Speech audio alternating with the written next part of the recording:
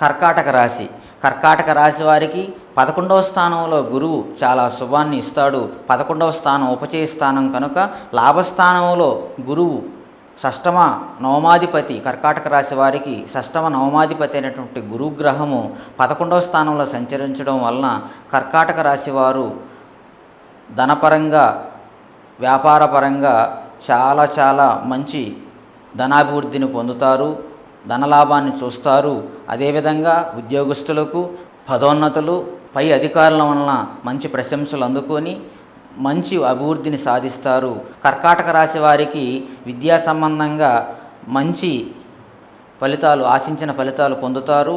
అదేవిధంగా వ్యాపారస్తులు వ్యాపారపరంగా చాలా బాగుంటుంది. ఉద్యోగస్తులకు పదోన్నతులు ఉంటాయి. అదేవిధంగా సంతాన సంబంధంగా మీకు చాలా బాగా కలిసి వచ్చే తరుణం ఇది. 11వ స్థానంలో గురుగ్రహము సంచరించడం వలన మీరు ఆశించినటువంటి ఫలితాలు చూస్తారు.